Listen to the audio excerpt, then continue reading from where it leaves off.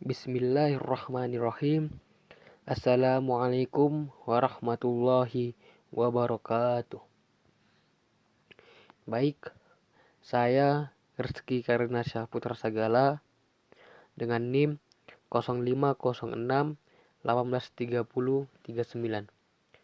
Mahasiswa Manajemen 7A Fakultas Ekonomi dan Bisnis Islam Universitas Islam Negeri Sumatera Utara. Baik, langsung saja. Di sini saya akan membahas tentang kaidah fikih kubro. Sesuatu keyakinan tidak bisa dihilangkan dengan keraguan. Al-yakinu la yuzalu bisakki. Sekali lagi saya jelaskan. Al-yakinu la yuzalu bisakki. Artinya, sesuatu keyakinan tidak bisa dihilangkan dengan keraguan. Sekali lagi, sesuatu keyakinan tidak bisa dihilangkan dengan keraguan. Keyakinan dan keraguan merupakan sesuatu yang bertolak belakang. Besarnya keyakinan dan keraguan bisa bervariasi tergantung lemah kuatnya tarikan yang satu dengan yang lainnya. Al-yakin secara bahasa kemantapan hati. Yakin juga merupakan tidak ada ilmu keraguan di dalamnya. As-sak adalah keraguan.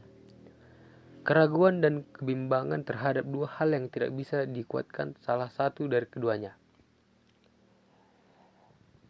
Suatu perkara yang diyakini sudah terjadi bisa dihilangkan, kecuali dengan bukti yang meyakinkan. Keraguan yang bersifat tidak pasti tidak dapat menghapus hukum sesuatu yang diyakinkan secara pasti dan meyakinkan. Dengan kata lain, pengetahuan yang berbasis pada keyakinan yang kuat, al-yakin, tidak dapat dikalahkan dengan pengetahuan yang berdasarkan pada keraguan, as-sak. Jika keduanya bertentangan, tentu saja satu keyakinan tidak dapat dikalahkan oleh suatu keraguan. Hal ini karena pengetahuan yang bersumber dari suatu keyakinan hanya dapat diubah dengan keyakinan pula. Keyakinan yang dapat mengubah suatu keyakinan harus disertai dengan bukti-bukti yang mendukung secara pasti. Oleh karena itu, pada akhirnya keraguan tidak dapat menghapus suatu keyakinan.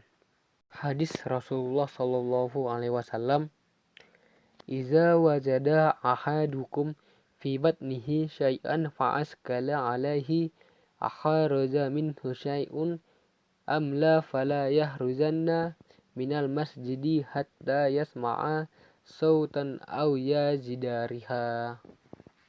Artinya, apabila salah seorang dari kalian merasakan sesuatu dalam perutnya, kemudian dia kesulitan untuk memastikan apakah telah keluar sesuatu atau belum, maka janganlah dia keluar dari masjid membatalkan sholatnya hingga dia mendengar suara atau mencium bau.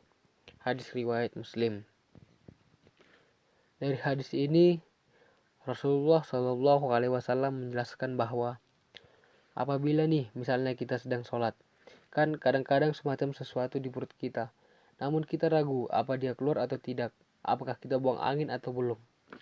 Kalau sudah jelas-jelas buang angin, ialah artinya wuduknya batal dan berwuduk kembali dan kembali sholat yang baru.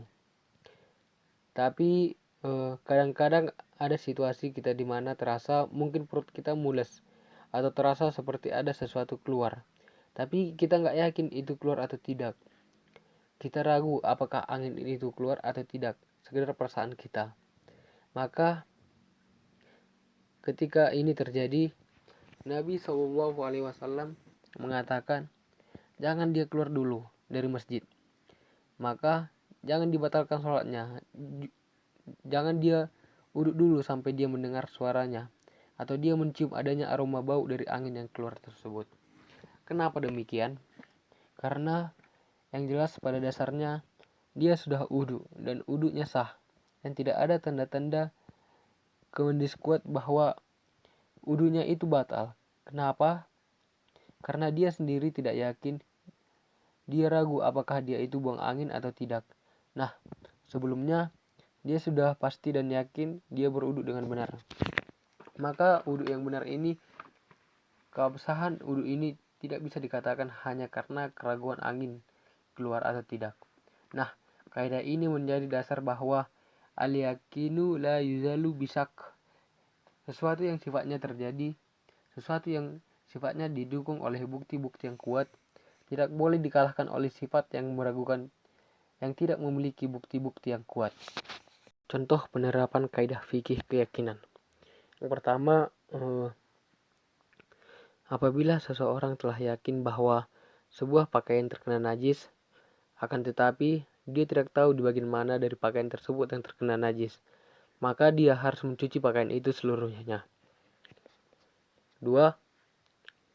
Apabila ada seseorang yang yakin bahwa dia telah berwudu, kemudian dia ragu apakah telah batal wudunya atau belum, maka dia tidak perlu berwudu lagi. Yang ketiga, barang siapa yang ragu dalam sholatnya, apakah dia telah sholat 3 rakaat atau 4 rakaat misalnya, maka dia harus mengikuti yang yakin, yaitu yang paling sedikit rakaatnya, yang mana dalam permasalahan ini adalah 3 rakaat. Mungkin itu dari penjelasan saya. Wassalamualaikum warahmatullahi wabarakatuh.